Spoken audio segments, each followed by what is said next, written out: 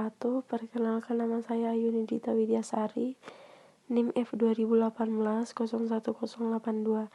Di sini saya akan menjelaskan tentang hubungan struktur dan pengembangan senyawa agonis dan antagonis. Langsung saja, pengertian dari agonis yaitu sebuah obat yang memiliki afinitas terhadap reseptor tertentu yang menyebabkan perubahan dalam reseptor yang menghasilkan efek dia mati. Agonis adalah obat yang meningkatkan efektivitas transmisi neurotransmitter.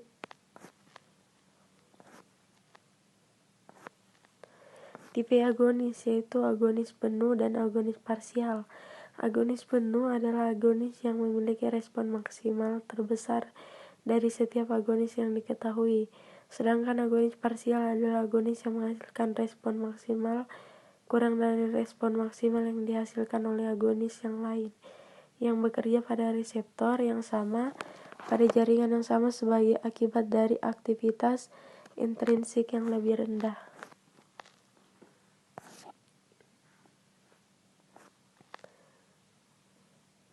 Reseptor dapat diaktifkan oleh agonis endogen seperti hormon dan neurotransmitter atau agonis eksogen seperti obat yang menghasilkan respon biologis. Agonis fisiologis yaitu zat yang menciptakan reseptor tubuh yang sama tetapi tidak mengikat reseptor yang sama.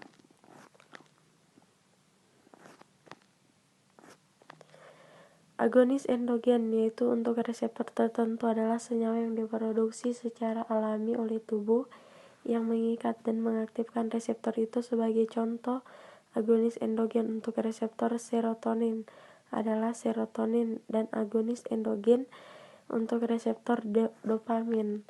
Agonis penuh yaitu agonis yang mengikat dan mengaktifkan reseptor respon maksimal yang dapat diperoleh agonis pada reseptor. Salah satu contoh obat yang dapat bertindak sebagai agonis penuh adalah isoprotenolol yang meniru aksi adrenalin dari adrenoreseptor beta. Contoh lain adalah morfin yang meniru aksi endorfin pada reseptor opiat di seluruh sistem saraf pusat. Namun, obat dapat bertindak sebagai agonis penuh pada beberapa jaringan dan sebagai agonis parsial pada jaringan lain, tergantung pada jumlah relatif reseptor dan perbedaan dalam reseptor. Selanjutnya, istilah dari koagonis yaitu bekerja dengan koagonis lain untuk menghasilkan efek diinginkan bersama aktivitas reseptor NMDA yang membutuhkan ikatan glutamat, glisin, dan koagonis D. Serin. Kalsium juga dapat bertindak sebagai koagonis pada reseptor IP3. Agonis selektif yaitu untuk jenis reseptor tertentu, misalnya buspirone adalah agonis selektif untuk serotonin. Agonis parsial yaitu mengikat dan mengaktifkan reseptor yang diberikan tetapi hanya memiliki efikasi parsial pada reseptor relatif terhadap agonis penuh. Bahkan pada hunian reseptor maksimal, agen seperti buprenorfin digunakan untuk mengobati ketergantungan opiat. Karena alasan ini, karena mereka menghasilkan efek yang lebih ringan pada reseptor opiat dengan ketergantungan yang lebih rendah dan potensial gangguan. Agonis terbalik yaitu agen yang mengikat situs pengikatan reseptor yang sama seperti agonis untuk reseptor itu dan menghambat aktivitas konstitutif reseptor.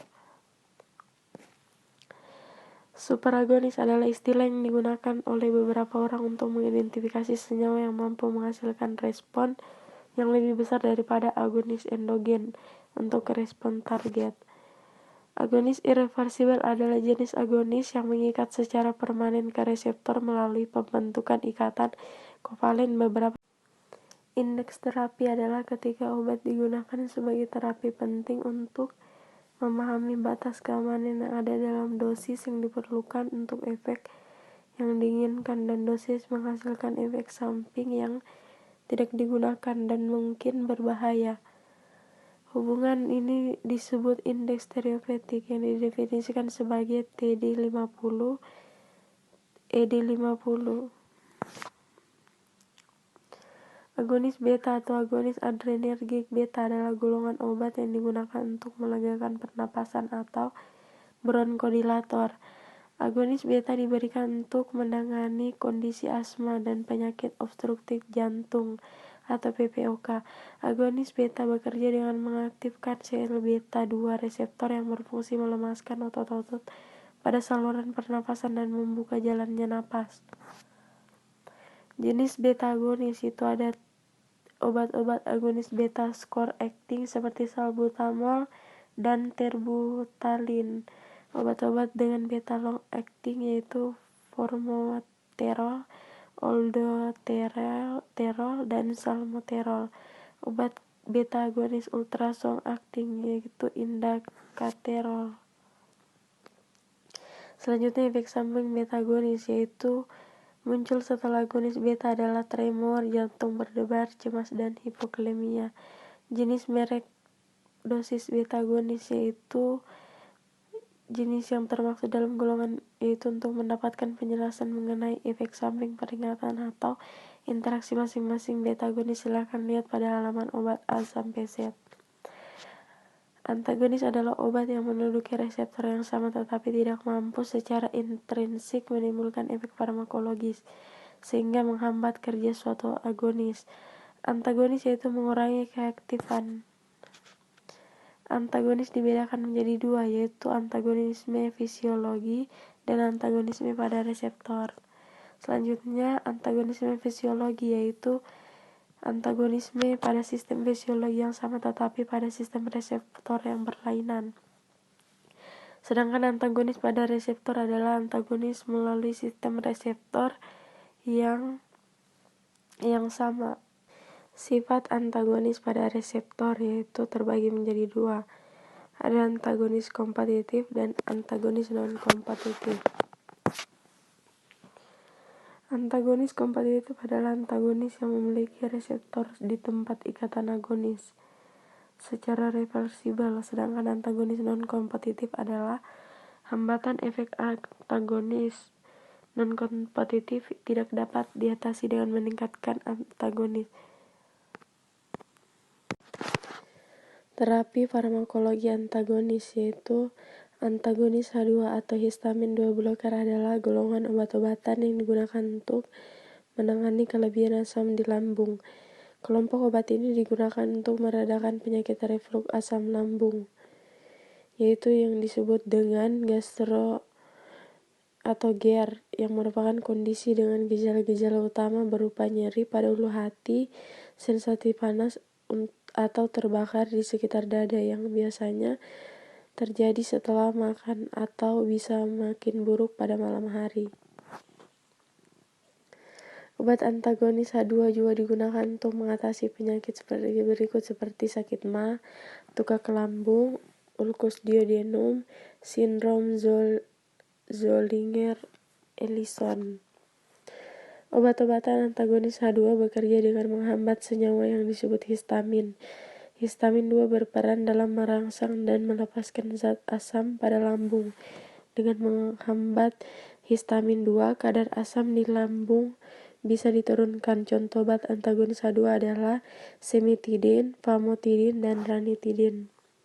Peringatan obat antagonis yaitu meski tergolong aman bagi wanita hamil, menyusui, atau sedang merencanakan kehamilan, sebaiknya mengkonsumsi obat antagonis H2 yang berdasarkan anjuran atau resep dari dokter. Diskusikan sama dokter mengenai dosis antagonis H2 pada anak-anak dan lansia. Harap berhati-hati sebelum menggunakan obat-obat antagonis H2 jika mengalami kondisi seperti penyakit paru-paru, penyakit ginjal, penyakit lever, penderita tukak lambung, diabetes mellitus, gangguan sistem kekebalan tubuh. Informasikan kepada dokter jika ingin menjalani prosedur pemeriksaan kadar asam lambung dan tes alergi kulit. Kedua hasil tes tersebut dapat berpengaruh akibat penggunaan obat antagonis H2. Jika ingin menggunakan obat ini, hentikan kebiasaan merokok dan minuman beralkohol. Beritahu dokter jika sedang menggunakan obat-obat lain termasuk herbal atau suplemen yang dapat menimbulkan interaksi tidak diinginkan. Jika terjadi alergi untuk overdosis setelah mengkonsumsi obat antagonis H2, segera temui dokter. Efek samping H2 yaitu pertama, sakit kepala, ruam kulit, lemas, diare, konstipasi, pilek, mulut atau kulit kering, telinga berdering, susah tidur, sulit buang air kecil. Satunya kombinasi obat, yaitu suatu obat yang mencakup 2 atau lebih bahan aktif yang dikombinasikan dalam bentuk dosis tunggal. Istilah ini atau produk obat kombinasi dapat menjadi istilah umum untuk produk FDC karena sebagian besar produk obat kombinasi saat ini adalah FDC. Meskipun yang terakhir lebih tepat jika merujuk pada produk yang diproduksi secara massal memiliki khusus kombinasi yang telah ditentukan oleh dosis masing-masing, khusus melalui peracikan, dan itu juga harus dibedakan dari istilah produk kombinasi. Dalam konteks medis yang tanpa spesifikasi lebih lanjut dapat merujuk pada produk yang menggabungkan berbagai jenis produk medis seperti kombinasi perangkat obat yang bertentangan dengan kombinasi obat, yang diperlihatkan bahwa ketika produk obat kombinasi adalah pil yaitu tablet atau kapsul, maka itu juga merupakan polipil atau combo pil. Kombinasi obat akan fatal terjadi apabila tidak sesuai anjuran dan dapat berbahaya bagi seseorang apabila pemberian obat dilakukan tanpa adanya konsultasi penyakit terlebih dahulu. Terapi kombinasi obat sangat baik diberikan terhadap seseorang yang memiliki penyakit DM. Berdasarkan contoh obat kombinasi meliputi aspirin, paracetamol, kafein, karbidopa, levodopa, entacapone, glukosa, fruktosa, asam folat. Kombinasi obat kompleks 4 atau lebih yaitu ethambutol, isoniazid, pyrazinamid, dan rifampicin, hioscamin, heksametilenetamin, vinilsalisilat, metil blue, asam benzoat.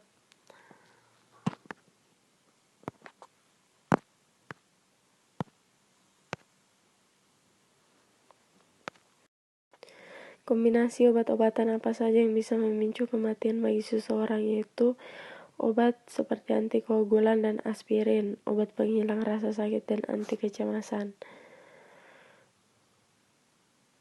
Selanjutnya, obat acetaminophen dan opioid, obat batuk dan antihistamin.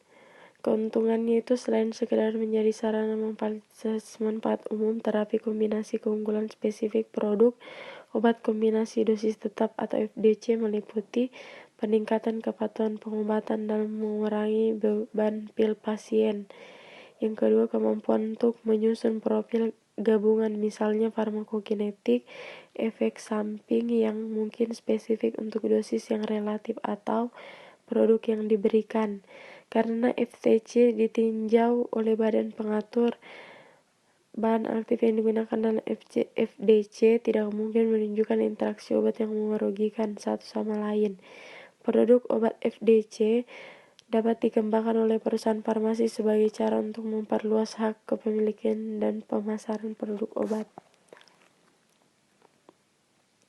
Keuntungan yaitu mungkin tidak ada FDC yang tersedia dengan obat yang sesuai dan dalam kekuatan masing-masing yang paling tepat untuk pasien tertentu, yang dapat menyebabkan beberapa pasien terlalu sakit, bahan yang lain terlalu sedikit seperti catatan AAO, dan bahwa FDC. Yang kedua, jika membantu reaksi obat yang merugikan akibat penggunaan FDC, mungkin sulit untuk mengidentifikasi bahan aktif yang menyebabkan reaksi.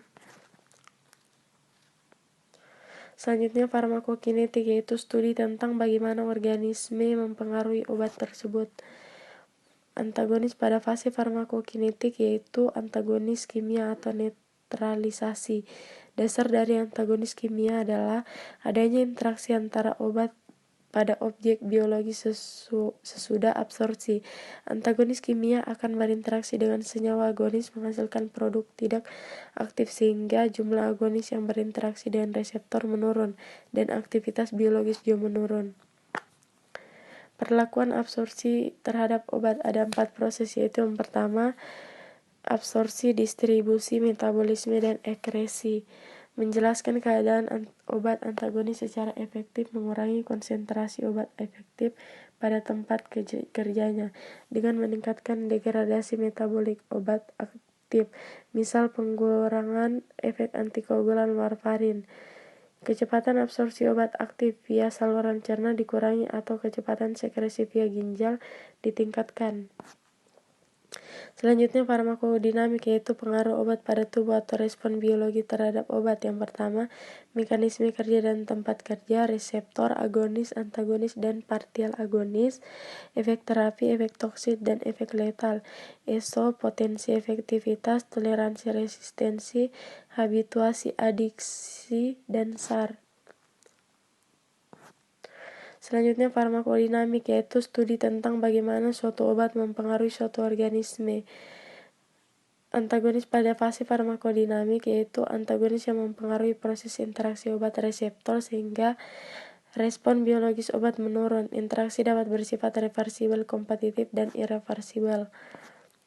Selanjutnya, antagonis kompetitif, yaitu antagonis yang berkompetisi dalam merebutkan tempat reseptor sehingga jumlah agonis yang berinteraksi dengan reseptor menurun dan aktivitas agonis akan menurun. Antagonis non-kompetitif, yaitu yang bekerja dengan mekanisme sebagai pengurangan afinitas, pengurangan aktivitas, menghalangi transmisi, berinteraksi dengan mikromolekul. Kombinasi antagonis kompetitif dan non-kompetitif, yaitu kombinasi satu senyawa yang menimbulkan efek antagonis kompetitif dan non-kompetitif dengan senyawa agonis yang sering terjadi. Contoh, kombinasi antik. Selanjutnya, mekanisme kerja obat, yaitu terbagi menjadi 4. Interaksi obat reseptor seperti adrenergik, kolinergik, steroid, opoid, dan allopurinol. Yang kedua, substrat dan enzim. Contoh obatnya allopurinol, aspirin, captopril, digoxin, dan lain-lain. Yang ketiga, membuka penutup ion channel, yaitu antagonis kalsium. Yang keempat, merusak sistem sel eksitotoksik, yaitu antibiotik dan anti kanker. Selanjutnya, hubungan struktur kimia senyawa agonis dan antagonis kompetitif, yaitu yang mempunyai afinitas terhadap reseptor yang sama dan yang berbeda dengan aktivitas interaksinya. Metabolit dan antimetabolit, agonis dan pemblok selektif. Hubungan struktur kimia agonis dan antagonis irreversibel selektif. Mungkin itu saja yang bisa saya sampaikan. Lebih dan kurangnya mohon dimaafkan. Wabillahi taufiq wal hidayah. Wassalamualaikum warahmatullahi wabarakatuh.